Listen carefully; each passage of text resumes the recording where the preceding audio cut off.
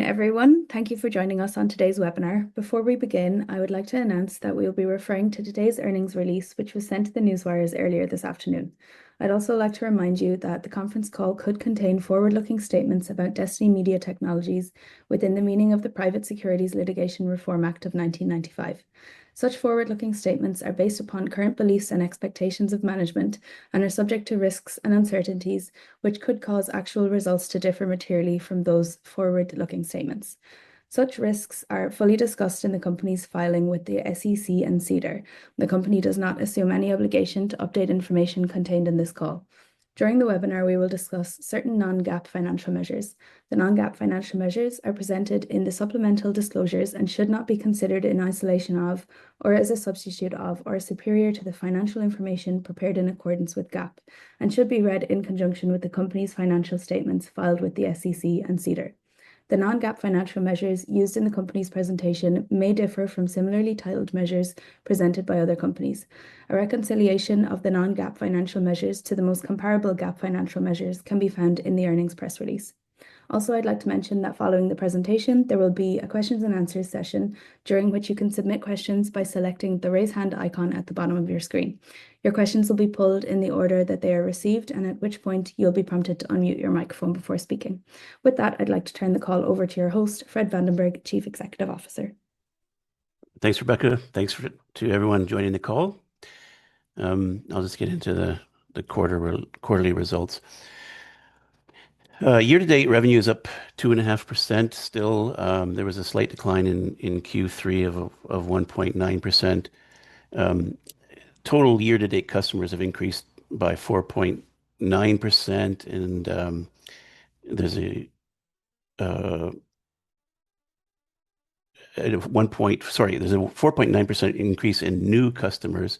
There's a 1.4% increase in total customers. The decrease really in Q3 is a result really of a small decline in U.S. Independent spending per release rather than the total number of customers. Expenditures increased by 21%. About half of this increase is non-repeating litigation costs, and about half of it is non-cash amortization.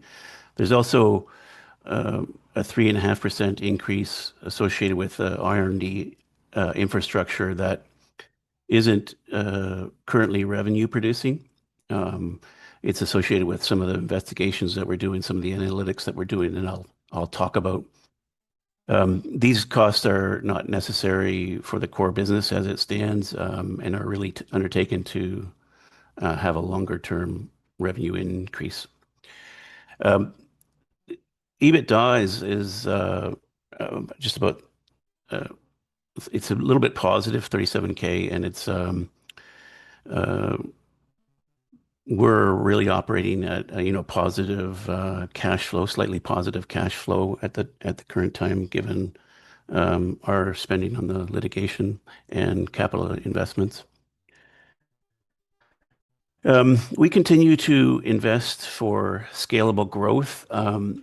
If we break our target markets down, we really break them down into new markets and established markets, and then we separate those markets into larger business development focused clients that we invest in the platform to address, and then the smaller clients that have more programmatic sales.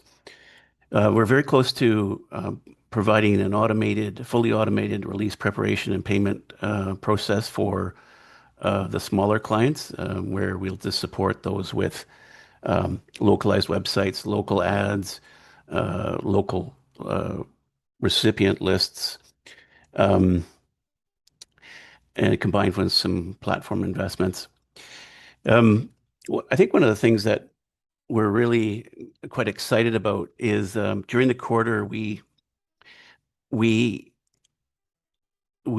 launched a product called MTR, and that's really the radio tracking service. We've begun during the quarter to combine the data that is received within MTR and the data that we have with PlanP, And we've got some really good insights. There's a bit of challenge in doing that because Plan PE is recipient focused, in contrast to MTR, which is station focused. Plan PE distributes to many more people than just radio, and these people at radio represent different stations, maybe more than one station, or maybe there's more than one person per station. But we're connecting that data. We've created some really interesting analytics that we want to use in two different ways. But things like we'll know what time a release is made, and its impact on whether it's successful or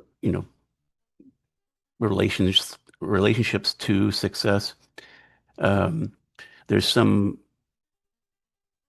inferential analytics that show how Plan P impacts a release. So you'll see some greater success with an announcement within Plan P. Each Plan P release has approximately 3.5 social media links. We also implemented during the quarter a tracking of the clicks on those links. So we'll be able to report on that and then, demonstrate relationships between that announcement and social media impact. We're not aware of anyone else that does this or can do this.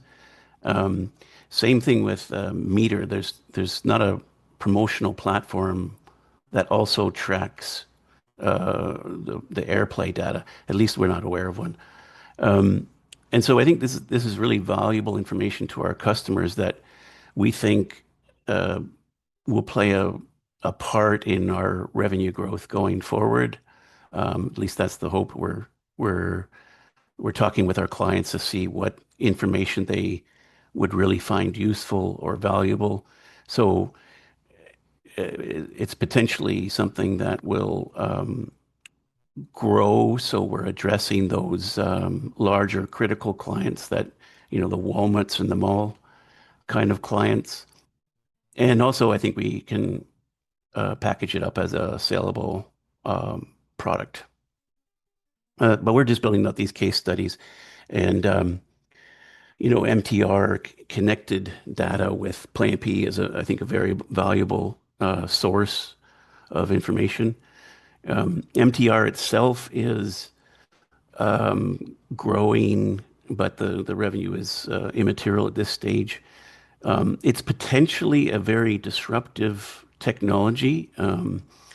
We have larger clients that provide charting type services that have a smaller coverage base, like they provide reporting on fewer stations. And but what they do is they provide charting stuff, charting information that shows a relative performance, how your track is doing relative to other uh, uh, uh, tracks out in the market. So you'll see like the Billboard top 100 kind of information. We don't have that at this stage. We don't have the content to do that, but MTR could do that and could do that on a global basis. It would be a matter of investing in that to do that. And that's really our plan to grow at this stage. We're investigating what it takes to grow. And so we're going to be critically looking at investments going forward and whether we pursue these things. So with that, I will turn over to questions. Great, thank you, Fred. So yeah, now we'll begin our question and answer session. If you have a question, please use the raise hand option at the bottom of your screen and your question will be pulled in the order that they're received. If you raise your hand, please ensure that you do have access to a microphone. And if you wish to retract your question, please just click that raise hand icon again to lower your hand. Your camera will remain off. Once prompted, you can unmute your microphone before asking your question.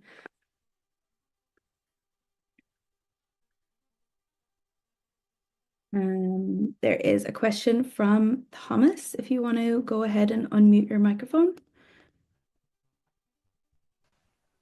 Hello. Hi. Hi, Hi. Thomas. First question, I think you guys forgot to upload the Q2 video on the website for investors. I wanted to look at it and never found it. Okay, we'll take a Uh, look at that.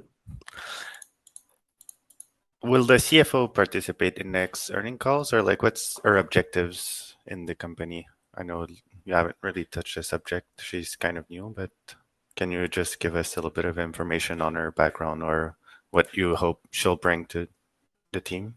Well, the the investment in a CFO is designed to provide critical financial information. We've already been catching up on some um, tax-related issues that we're dealing with, uh, compliance-related information. But we're Acel will be working on strategic financial information to help us grow. I haven't really thought of bringing her on the calls going forward. I actually would probably bring in Andrea Monday, who's our heads up our operations. Is it Andrea that supervises sales and marketing as well, or I can't That's remember? that's Yeah. right. That's right. Okay. So you think sales and marketing line item will increase, or Uh, so we have recruited. We invested into more business development staff during the quarter. Um, I I I suspect that there's going to be a small increase in the cost associated with that. Um, but it's really just finding the right people to reach out to the critical clients. The way we grow, it's kind of in two ways, and I tried to explain that. There's the programmatic marketing related sales that we're supporting with the self-serve checkout feature that we're working on. So that's really the smaller sales in all the markets where we can address independent use. The business development people are really focused in on, your strategic content, the larger customers, the major labels that in itself will drive use of the platform. So, for example, we're a new market for us, or a market where we can expand, would be into rock or rhythmic or urban music in the US. We have some presence there, but that's an area where we really want to target, and having the right business development people to address and reach out to those people is critical. We also think the investments that we're making into reporting and um, the really interesting analytics that you'll see within the platform will help drive sales there. We think there's a lot of things that we can add reasonably easily, and it's a matter of just trying to figure out what those clients really need to see. so what proportion of sales and marketing is more like business dev versus trying to That's a good question. It, business development is really, I would say, three different things. It's marketing, business development, and then sales. And I think we're probably evenly split on the investment between sales and in marketing.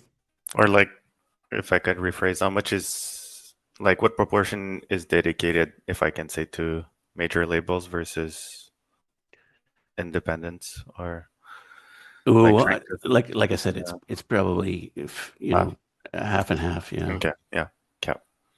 Um, can you remind me how much was invested to build out Meter total, like in CapEx or?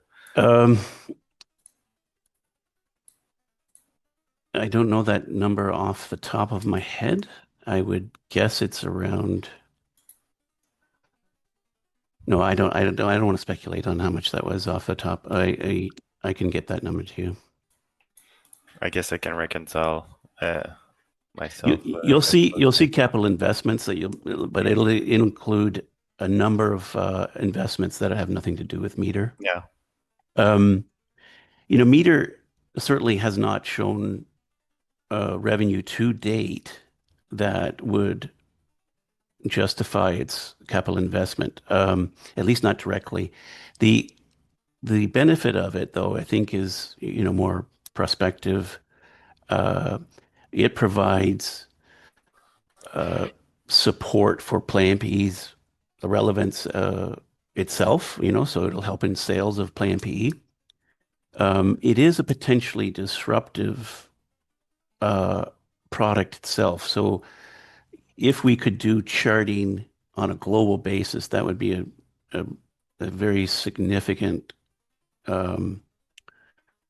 high margin business. But there's, the landscape there is getting quite competitive. Apple even launched a free, it's very rudimentary reporting service for it, but we're a small company, and I mean our MTR is provides bit more and different information, but it's Apple's version is free, so there's a little bit more competitive landscape with Meter. But it does help us with PlayMP sales, and I still think that there's some potential to be disruptive in the marketplace for MTR. But the momentum, if I can say, isn't really quite there yet. Was Meter built on what we thought would be useful, or based on customer request, and how much did customer were involved in just choosing at least the basic features to start off with? Oh, I mean, it's both based precisely on customer requests. Yeah, we don't build things without customer feedback, without looking into what customers really want. And that's going to be true with reporting within Caster itself. We really need to know what's going to make a difference to their daily lives to grow their use of their value of PlayMP. Same held true with Meter. Our customers were customers that wanted this type of service that had no option for it. That is really, it's not really a competitor. I think Mediabase thinks we're a competitor, but Mediabase is the charting provider. They provide a very expensive review of AirPlay. It's very detailed. It's very expensive, but it provides detail that isn't really necessary for a lot of the smaller clients, and that's who we built Meter for. So you'll get in Meter, in contrast to something like Mediabase, you'll get AirPlays of your track and your track only, whatever you are subscribing to, whereas Mediabase provides AirPlays of the whole panel, the whole chart. We also provide a larger set of radio stations, so much broader coverage of the United States, for example, than Mediabase would. And this is in direct support of those smaller clients. But in the process of building out Meter,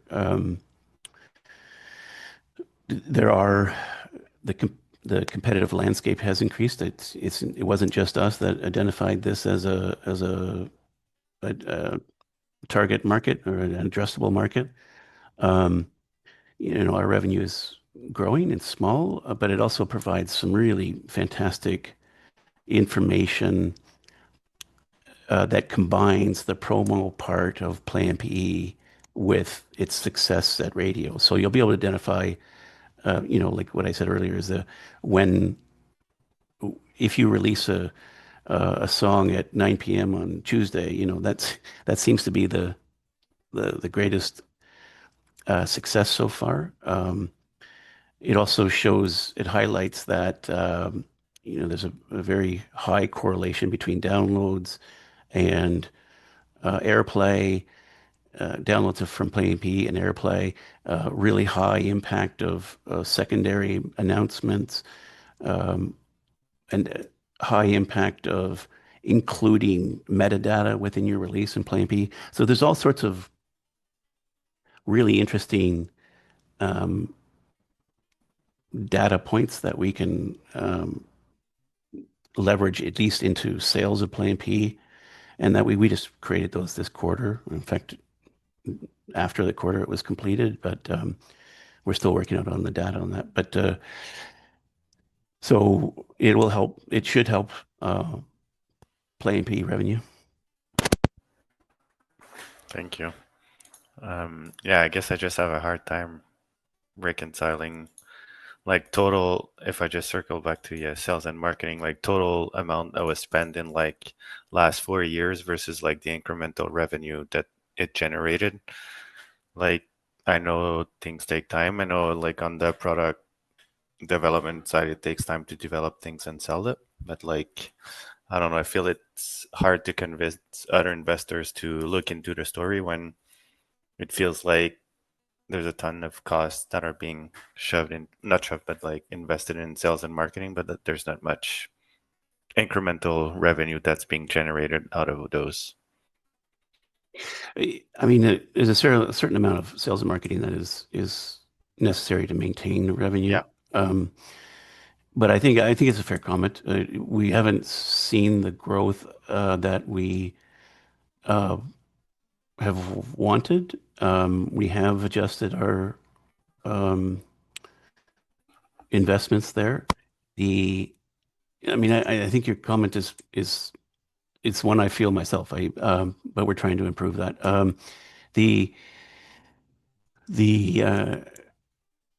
I think the analytics, the reporting features that we're working on in platform is something that it is new. We hope to channel that into a higher revenue growth.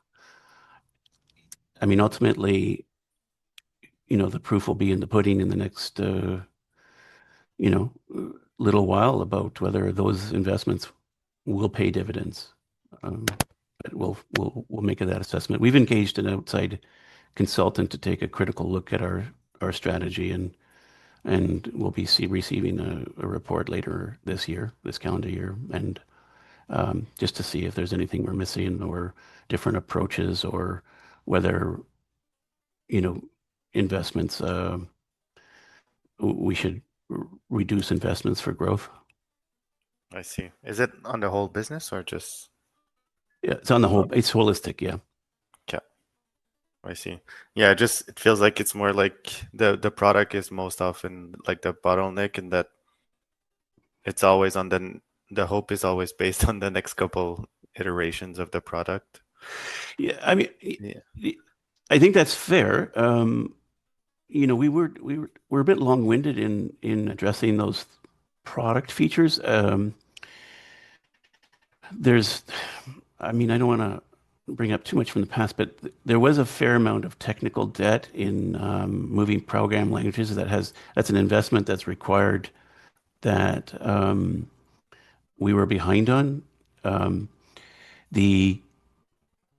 there's technical debt. We also really built out the platform to be online for Universal, and those two things really were required to maintain our business, and they didn't do a tremendous impact on growth. And I think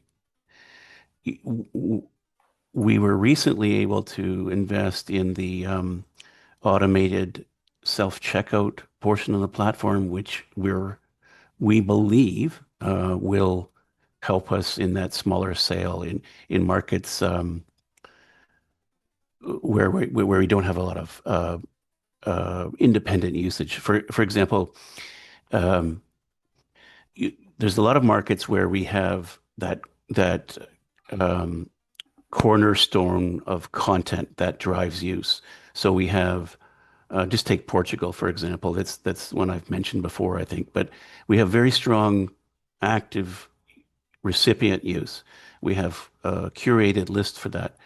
we don't have any independent sales in Portugal. Now, that's just one market. It's not a big market, so you don't want to invest in business development to go and attack that market, with the possible exception of the majors in that market. But with the self-serve checkout, you can localized website, local ads, you can hopefully programmatically sell to that. And that's true with a lot of different territories. So you'll see that in a variety of territories.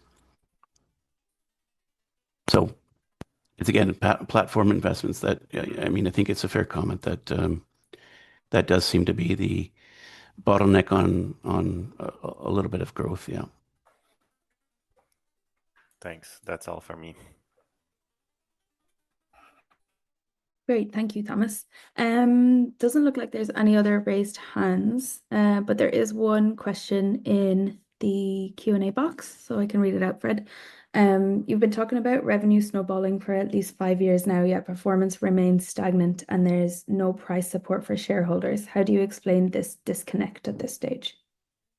Well, I think we've covered that with our investments in the platform itself and BizDev. We're going to take a hard look at it.